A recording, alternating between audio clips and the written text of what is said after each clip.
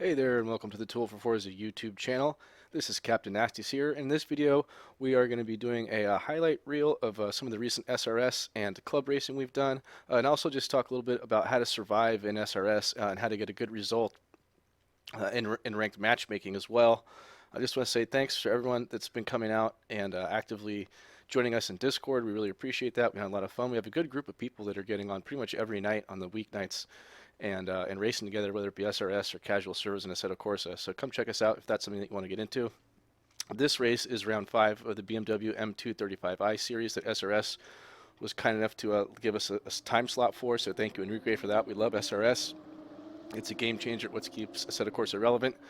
And as we go into turn 1 here, we're focusing on a member named Jason Jones. And actually, I shouldn't say member. He's not a member of Tool for Forza. He's a really good driver, but he makes a huge mistake here. You can see he causes a lot of turn 1 carnage there, and we're going to take a look at that from his car and kind of break that down a little bit more and see what happened. Because this is one of the common pitfalls in sim racing, which is in turn 1 especially, which is going for a gap that's really not there. So you can see he's kind of hurtling down the track here. And he just tries to shove it in there, and there's really no room. He's not going to make that corner without making... That was Alex's turn there for sure. So that's one of the first things that happens in the first corner that I highly recommend avoiding. Definitely can have a better result, you know, if you don't make contact. Let's take a look at my car here, because I also get into a bit of an incident here with a guy named Luke Sky, who's a really good and a regular on SRS. Him and I race door to door all the time, and he brakes earlier than I expect here, and I bump him, but he doesn't go off his line. See there? He still makes the corner. So really, in the racing world, if you bump somebody and they still make the corner, then that's really kind of their fault for braking too early. But again, not trying to call out Luke here. He's a really good driver, and I have lots of clean races with him all the time, and really appreciate his racecraft. So we're just kind of hurtling along here. You also saw Luke get into someone else there as he got off his line. That's just part of him trying to react to Jason Jones and Alex's incident, and I think that was not really Luke's fault. That was just him trying not to die, and collateral damage was another driver getting taken out in the process. So we're going to go through the field and look at some other cars here as well. But I actually have a pretty good battle at the start of this race. Alex pretty much just pulls away from Jason at this point. Alex is a super fast guy, and he takes the time and he prepares.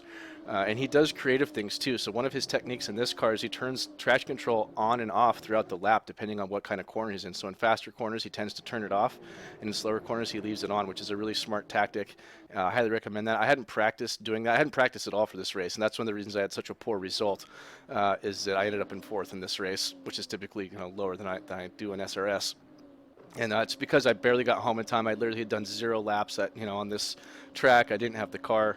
I had to guess on the tune, before the race. I ended up changing it because I qualified 4th and wasn't happy with that, and it just wasn't great. So anyways, you see Vicente da Silva right behind me here, and so he is from Gran Turismo Planet. He's the other guy that has a YouTube channel who we're technically racing against here. And I don't like the phrase racing against people, because really you're racing like with people. You're, especially in sim racing, the whole point here is to have a good battle and not to just like kill each other. And anyways, that's a little verbiage technicality there. I like to say I'm racing with people rather than against them. And of course you're trying to win, but really the goal is to have a lot of fun. And see, I make one of the big mistakes on this track, Biker Nikki. We call it Biker Bikini because it's obviously way more fun. But you could see I ran wide into the sand on that one fast corner right there that leads onto a straight, and that's what we call a high risk, high reward section of the track. So again, if you can just nail it through there, you pick up a ton of time. But if you make even the smallest mistake and run a little bit wide like I did, it really sets you back. So now I'm seeing red. I'm mad at myself for making a mistake, and I'm trying to chase down Vicente here. And he's also a very clean driver. It's really been a pleasure to race against Vicente. Him and I had a phenomenal battle last week at Barbagallo, and we have a really good battle coming up here as well in this race. He's a super clean racer, and he's fast too. So I think it's actually, we kind of got lucky because it's a good pairing in terms of the event pairing, because him and I are relatively similar, I think, in pace, which definitely makes it fun. It's sim racing. It's all about having a good group of people to race with, and it's never fun to be the fastest guy. You always want to have someone to chase. So with guys like Alex Nelson around, that's usually not too much of a problem. So here we are going into turn 2. Getting it slowed way down in 3rd gear. Now this is a car I like to run in a little bit of a higher gear you know, typically third is as low as I go in that one corner and leave it in fourth for everything else. A, because the way the power band of the car works, and B, it's just a little bit more stable. And you can tune the car to be more loose if you leave it in a higher gear. And that's definitely something I recommend is you can, you know, you'll be able to do a faster lap time in a loose car. It's just, you know, loose is fast, but smooth is fast too. And if you leave the car in a higher gear, you can actually be smoother while also having a car that turns well. So that's a little tip on car setup there. You can see I'm starting to catch back up to Vicente here. We've got racing throughout the field here. We ended up having 2 splits. We have really good participation in this race, which I really appreciate. So thanks again for you know, everyone that's coming out and registering. And the racing has been, like I said, remarkably clean. That this is not representative of the racing that we've had. We've gotten through turn 1 clean every other race. This is the 5th one, so we went 4 for 4 with getting through turn 1 clean. So you can see Vicente running a little bit wide there. And he's doing the right thing here. He's protecting the inside line, which is a very smart racing tactic. That's exactly what I'd be doing in his position. I go outside and kind of try to fake him out. Now I cut down to the inside here, and I try to outbrake him. But see, I stay way up. I leave him a ton of space there. And this is an important thing, especially in a setup course. I'm just going to rewind a little bit here just so we can actually take another look at this and go to my in-car camera. We'll do this one.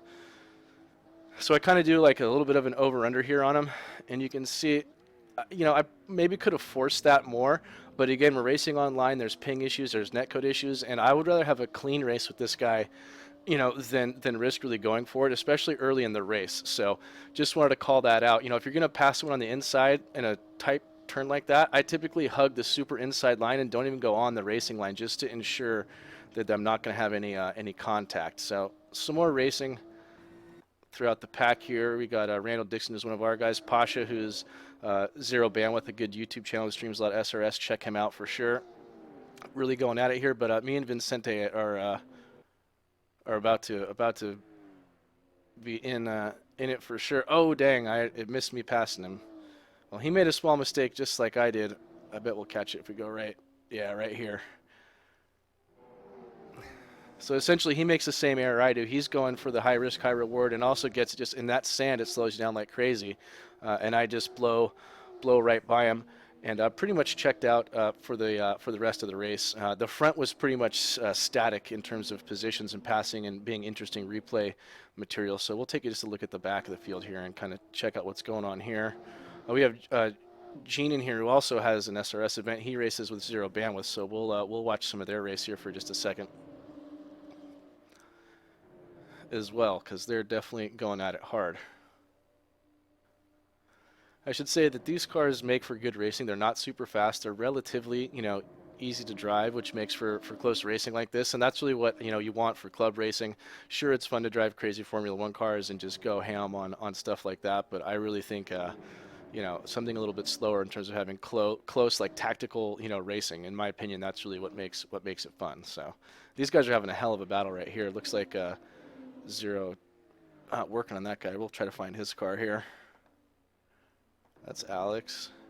Rob Strobel, another tool for Forza guy here, running I believe in 5th right now, right behind me. That guy's been getting a lot faster lately. There's VW. He's also another tool for Forza guy, I think back in maybe 7th there.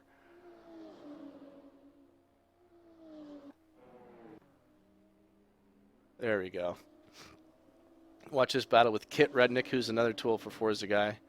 And yeah, I mean, there's 5 of them. You could pretty much throw a sheet over over those guys, which is kind of what it's all about. So really fun to see this stuff. And you know, I think the bottom line is everyone's having a really good time with SRS and in the club, and it's just really good to see the club growing and really good to see people coming out for these events, because SRS is awesome. Without SRS, Assetto Corsa would be much less interesting. You know, I think ranked matchmaking is a really important part of sim racing, and it's just so amazing. What I mean, I don't know, I'm blown away for being a third-party application at how good SRS is. So again, thanks again, Enrique. We really, I don't, you know, I can't overstate how much that does for the sim racing community here, as we continue to watch this, you know, really heated battle here with all these guys between Gene, Kit, and Zero. And we've got one of the Panamanian guys who's catching up here as well. Andreas. So he had some troubles at the beginning of the race. I think he's the guy actually that might have gotten turned around. So he's kind of seeing red right now, and let's see how this all pans out. It's going to be, oh, Kit's moving over to do what he should do and get on the actual racing line. Wouldn't call that blocking. Whoa, he gets kind of sent. Whoa, looks like Kit survived that bump. Wow, what a good save by Kit right there. All right, and Kit lets that guy by, which is smart. If I was Kit, I would have done the same exact thing right there, honestly.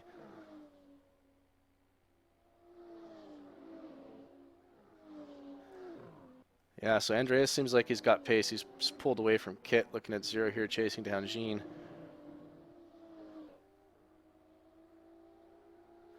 This track is so cool. It's in Latvia, and it's a relatively unknown track, but I think it's a really, really fun one. It's one that I have to give Alex Nelson credit for discovering this track. He's kind of the one that turned all of us onto this one, and then he picked 3 of the tracks for this event, and then the Panamanian guys picked 3 tracks as well. We're actually racing at the Panama track next week, which I've never done before. So unlike this week, I'm going to get some preparation, and then I think that's the most important thing about being successful with sim racing and online ranked matchmaking is you have to put in the time and actually tune the car to be aggressive, to do a low lap time and learn how to drive it smooth. That was my problem here. Is my car was just too tight, and I just couldn't do the fast laps. Usually I'm right there with Luke Sky. I think he beat me by like 3 or 4 seconds at the end of the race. So, it's fun, but it's frustrating when you could have had a better result if you just prepared more. And I just didn't unfortunately have the time to get prepared. I've got a 9-to-5 job, and I have a young kid and a family and a lot of other stuff going on. And I barely even made it. I literally registered for this race 8 minutes before it started, like at the last second, just because that's the way life worked out for me. So back to the racing here. Yeah, Andreas is fast. He's catching these guys quick. I'll be curious to see how this plays out. And Gene just got slowed down there. Oh, Andreas is going on the outside. They're trying to. Looks like he might get that pass done there. He's on the inside here, so he'll be able to outbrake. Yeah, he's got the position. Well, his car is banged up. Looks like Randall's having a good race with someone up there as well.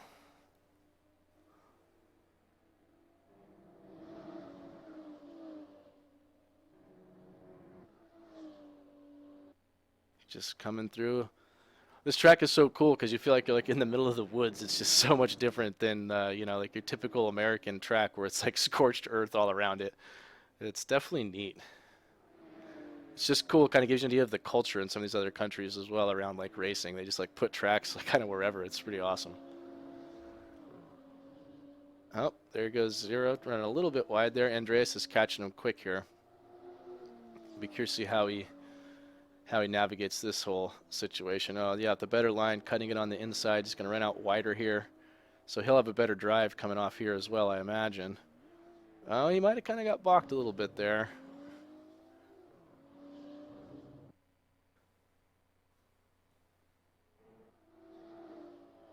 Zero's just keeping it consistent. High risk, high reward turn. Zero gets through there. Oh, and see Andreas makes up a lot of time just because yeah, I see him just getting the better drive there. He took the risk, and let's see if he can make the corner. He was really on the inside there. Ooh, what's going to happen here? It looks like they're side by side coming in here. Zero looks like he's got the line. He does. Oh, he gets bumped. Oh, man, this guy, oh, geez. Oh, man. Definitely a jabron move right there for sure. Well, the rest of the race was relatively static. Those are definitely the highlights. Let's take a look at the finishing results here real quick. Should already have those pulled up here. Yeah, and we'll take a look at the points here as well. So, man, Alex Nelson he shreds. It's official.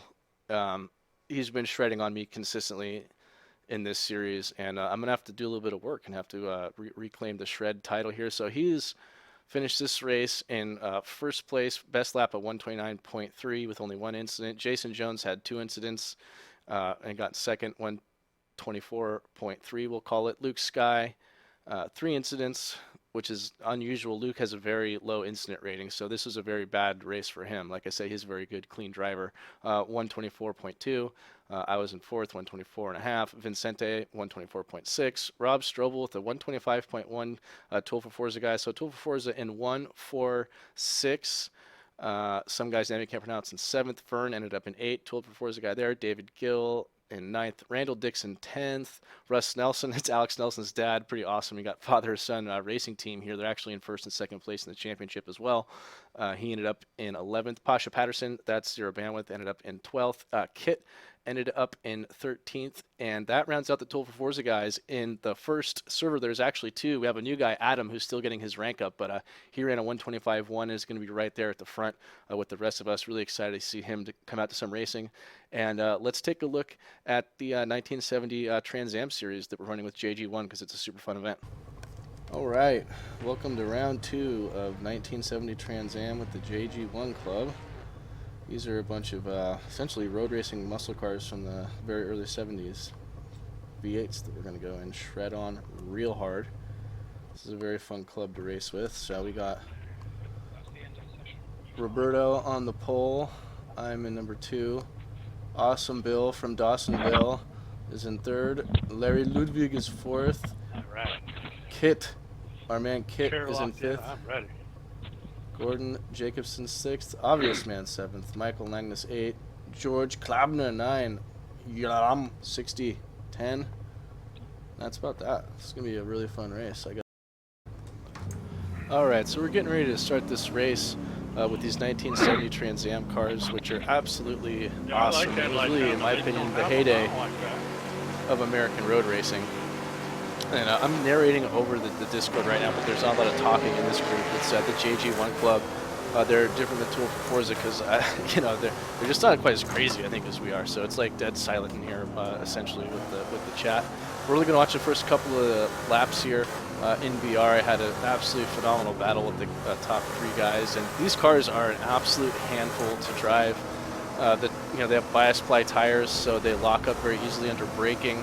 They, you know, slide a whole bunch. They're, you know, when I streamed it, I said, "This is my bag, baby," baby, and I totally meant that. I absolutely love these cars.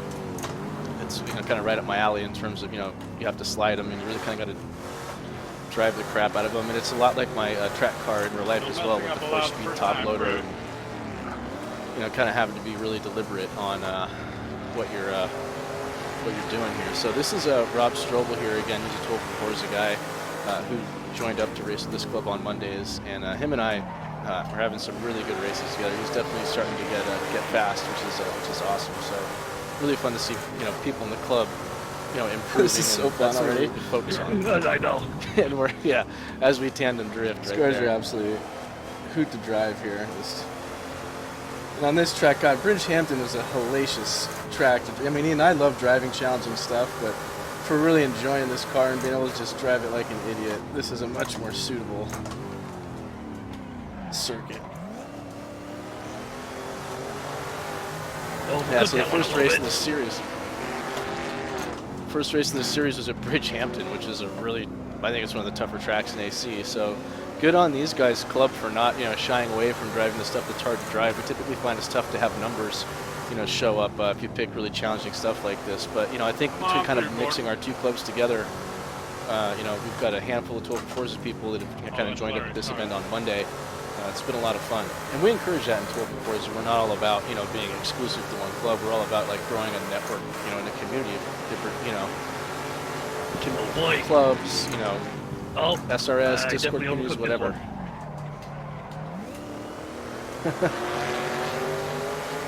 You can see how sideways we're getting here. So much fun.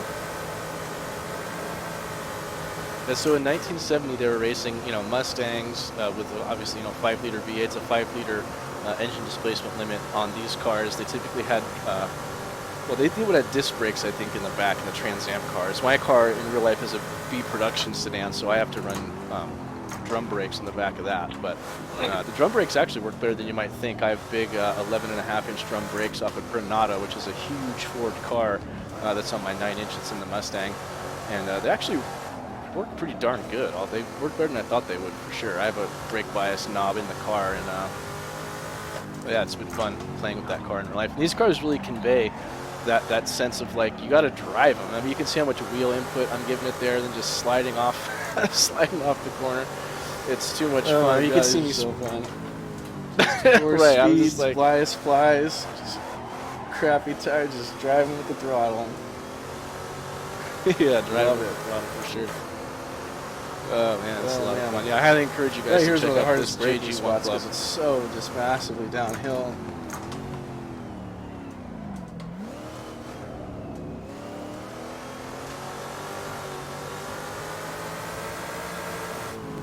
It's definitely a place to be shifting.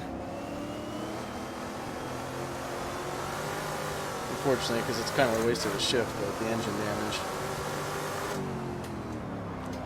Yeah, so one of the things I did right for this race is I actually prepared. So I showed up like half an hour early. I ran some practice. I tuned the car, and they actually ran a 20-minute practice before qualifying as well in this event. So I had almost an hour of practice, which, I mean, just getting time to tune the car really made a big difference in, you know, how the pace I was able to run. And again, that's a really important thing if you want to have success in sim racing. You do have to, no matter how fast you are, and I'm not saying I'm a super fast guy because I'm not. You know, I mean, I do all right on SRS, but it's all about preparation, you know, and that's really a key part of it. Coming through these S's here, it's like so sketchy as you approach that wall. You're trying not to steer because you scrub off so much speed, you know, while you're steering, especially in these cars.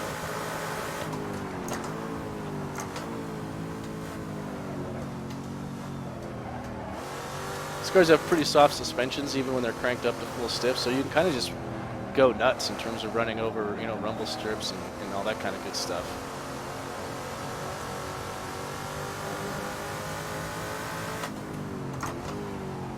I should also say that this club does a very good job of, like, the sign-ups and running the servers and all that stuff. It's really, really complicated to actually run good events on Assetto Corsa, and these guys do just an absolutely phenomenal job of that. So again, huge props to JG1.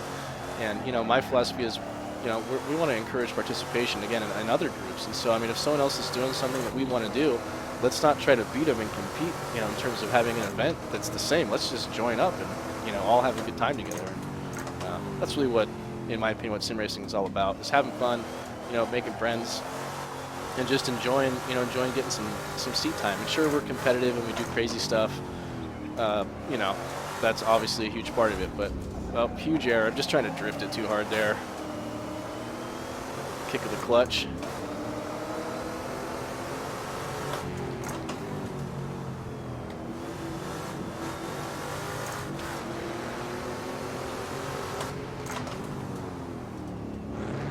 So I know Roberto's going to be on the inside there.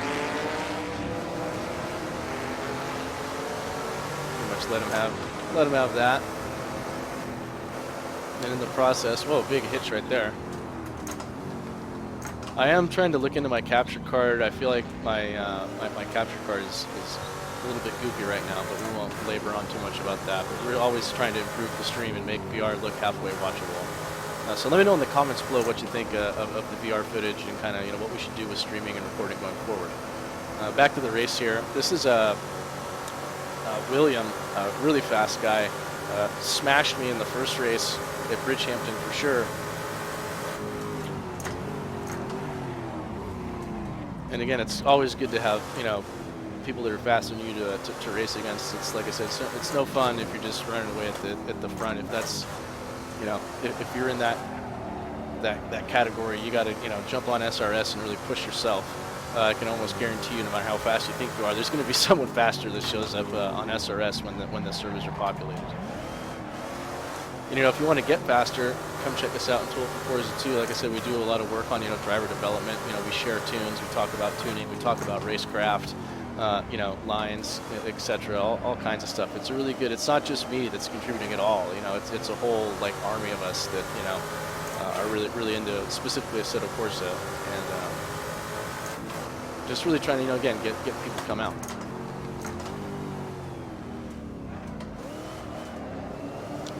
That's a hard break, like I said when I was live there. It's downhill, you got to brake so early. In these cars, you just have to be really deliberate about your braking.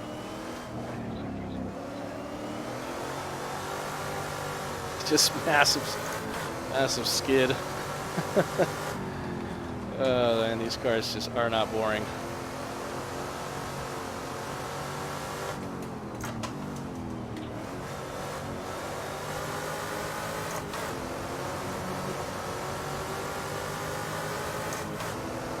VR is just so amazing with sim racing, and that's unfortunately why you won't see any single screen like live streams or anything, unless it's on like RecFest where they don't have VR. From me, it's just I have kind of limited time to sim race, and if I'm going to be in the rig, I'm going to have the HP Reverb on for sure, or whatever the next iteration of VR headset may or may not be. It seems like it's going to be evolving. Whoop. So William runs a little bit wide and just kind of collects that wall there. Huge error. So I'm here trying to chase down Roberto. And sorry I don't have more exterior footage from the race. I went on and did a bunch of other racing on SRS after this, and my file was overwritten unfortunately by AC, so I actually lost the actual AC replay. So my apologies there. That's why I don't do this professionally.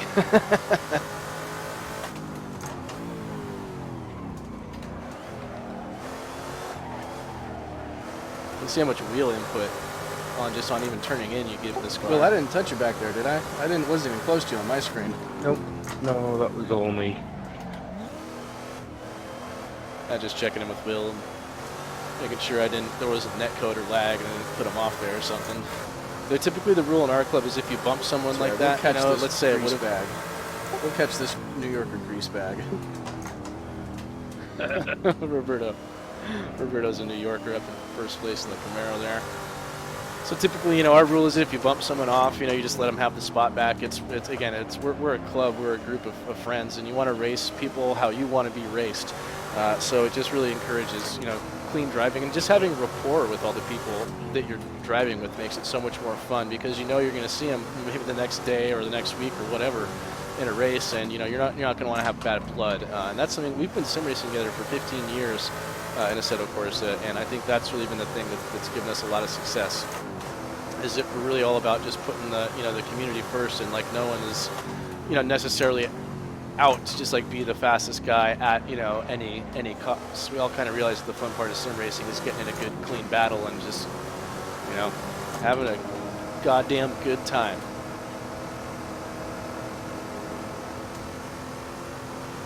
A little mistake there from Roberto. He's off the line. Gonna lose a lot of time in this fast section.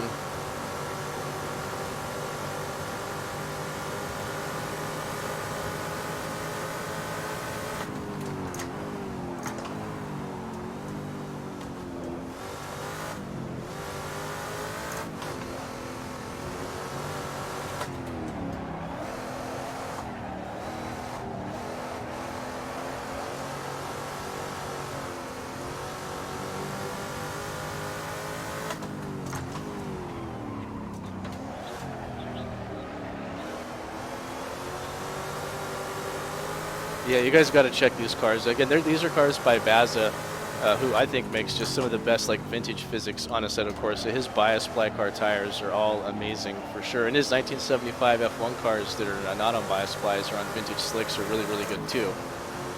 Huge shout out to Baza and the F1 Classic community. It's just a really cool forum. So there's lots of really good mods, especially for vintage stuff there, which is definitely kind of my taste. Oh, look at the big slide from Roberto there.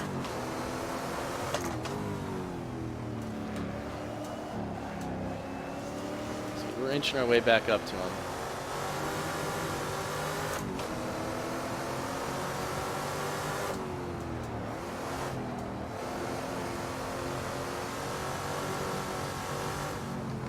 Whoa.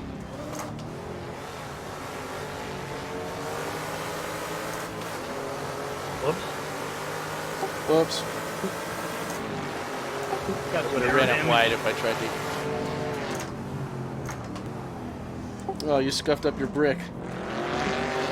Right. Not supposed to ram shit. Woo! It's close right there.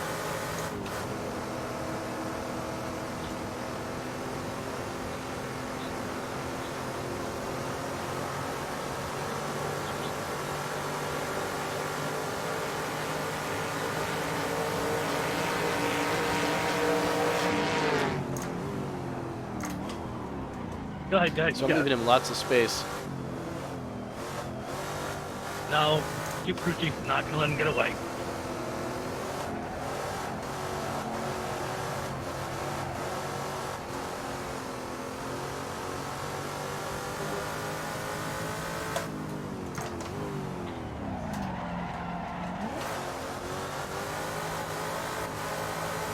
Clutch kick there to get it to turn in so I could steer it on the throttles. I was understeering.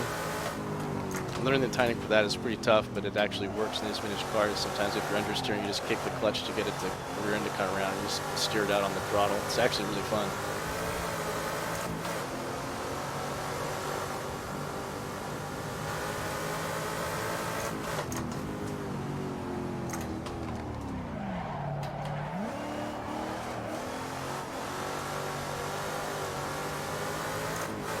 And this is going to really be about it for the highlights. Thanks a bunch again for supporting the channel on YouTube with the likes, the comments, subscriptions. Obviously, that's kind of what it's all about here, but we're a little different YouTube channel. We're really just all about kind of growing our community. I'm never going to do this professionally. I'm not obviously good at making or editing videos, and I'm barely even good at driving. Oh, Roberto's coming back on me here. What is the meaning of this? Oh, man. The battle's not over.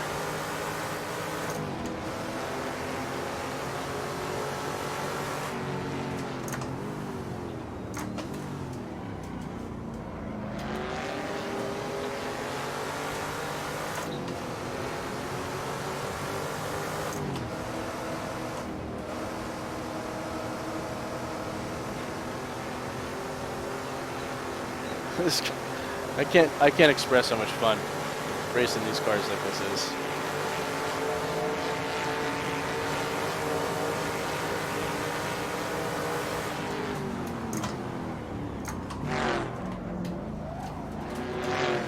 Hard to go side by side through there without making contact, but that's the people you trust.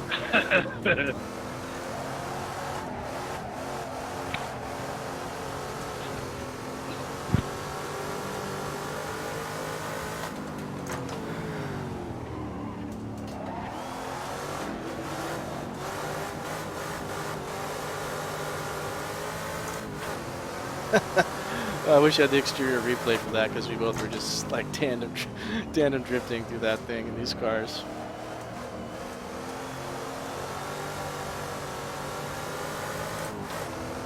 All right, I think this will really be the last lap. I need to stop doing that. My rear tires are getting shagged so fast.